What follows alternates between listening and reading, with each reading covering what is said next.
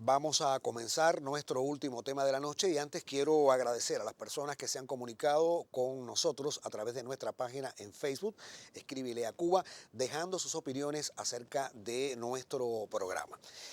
Este tema tiene nuevamente información visual previa para ustedes, mis telespectadores, y es una colaboración de Aimelín Almaguer, residente en Párraga, municipio de Arroyo Naranjo, también aquí en La Habana. Una obra literaria que comienza a determinar el profesor Dagoberto Rodríguez Abrantes. Esta obra literaria es escrita en nuestra era, Sí, en algún momento posterior a la Edad Antigua, correcto. posterior también a la Edad Media, También, posterior a 1789. sí, profesor. Esta obra literaria, Ramón, es del siglo XIX o XX.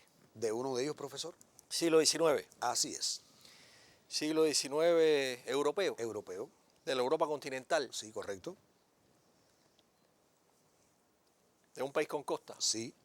costas al Mediterráneo. No, profesor.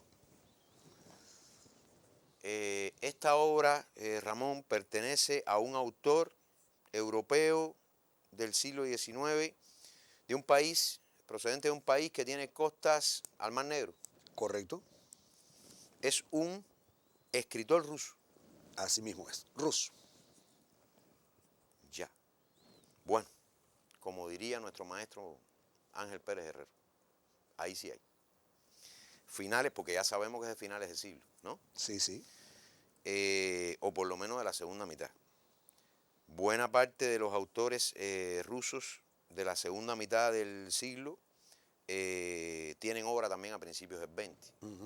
Y las dos, en toda esa etapa, todo lo que se produce por parte, por lo menos de los clásicos, por lo menos los que para nosotros muchos de ellos son clásicos de la literatura universal, es el caso. Es un clásico. Es un clásico. Un clásico. Clásico. Bueno. Esta es una obra escrita en prosa. Sí, prosa. En prosa. Y es una obra escrita en prosa, es una novela. Correcto.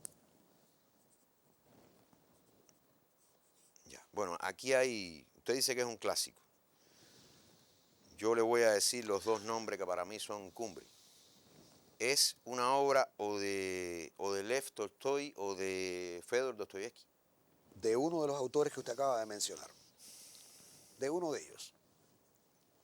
Sí. Yo creo que son el caso, Yo creo que tienen obra, trasciende al 19. Pero esta es una obra del 19, obviamente. Sí, sí, sí.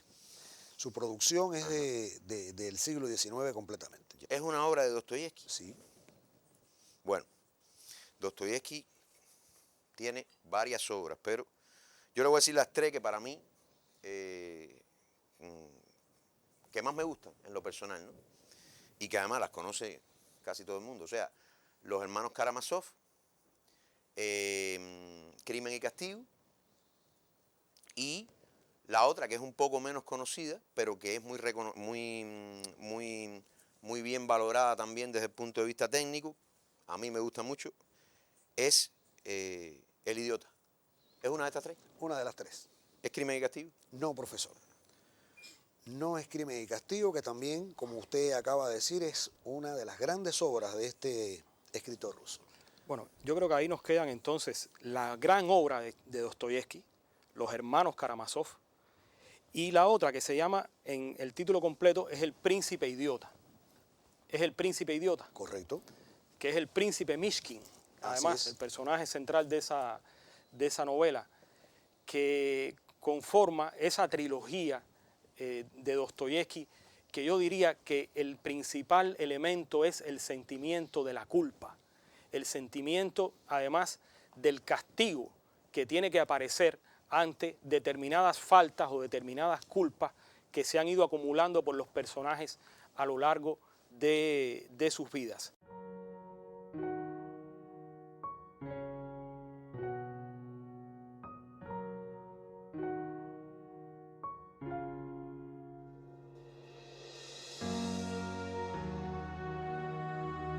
Se ha dicho y se ha reiterado mucho que la obra de Dostoyevsky está muy influenciada también por su propia biografía.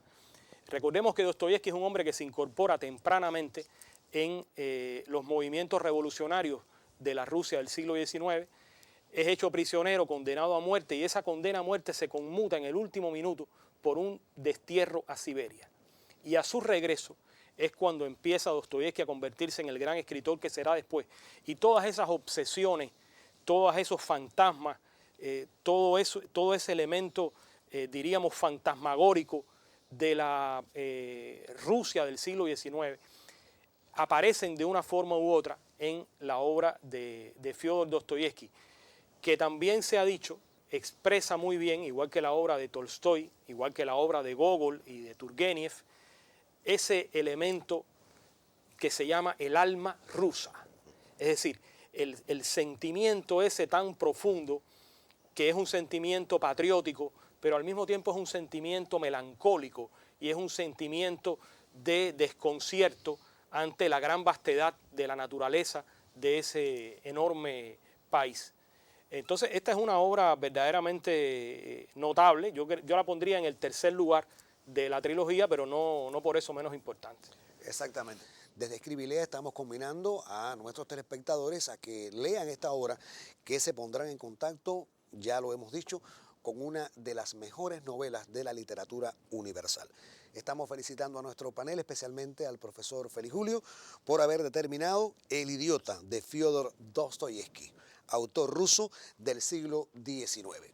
Bueno, vamos de inmediato a dar participación a nuestros telespectadores de otra manera, con una pregunta que formulará el profesor Dagoberto y que deberán responder antes de las 11 de la noche en nuestra página en Facebook. La primera respuesta correcta que llegue a nosotros será la ganadora. Profesor. Gracias, Ramón. Esta es una pregunta de geografía. Yo quisiera que nuestros televidentes respondieran. ¿Qué particularidad tiene la llamada montaña del diablo, Teufelsberg, en alemán? Por supuesto, en Alemania. ¿Qué particularidad tiene la llamada montaña del diablo en Alemania? Exactamente. Bueno, pues ahí tienen la pregunta. Gracias, profesor, muy amable. Ya pueden comenzar a responder porque a las 11 de la noche, pues nuestra directora colocará el nombre de la persona que llamó de primera y con la respuesta correcta. Esta es la pregunta de participación. Recibirá esta persona a vuelta de correo, si es del interior del país o directamente aquí en nuestros estudios, las cortesías de nuestro programa. De esta forma estamos poniendo el punto final a nuestro Escribe y Lea de esta noche. Recuerde que la próxima semana tendremos otra cita con el arte, la historia y la cultura universales para tratarla así, de una manera singular, amena e interesante, como lo hacemos siempre aquí en Escribe y Lea. Profesores, muy buenas noches, también buenas noches para el resto del equipo. Y a usted, gracias por su mirada.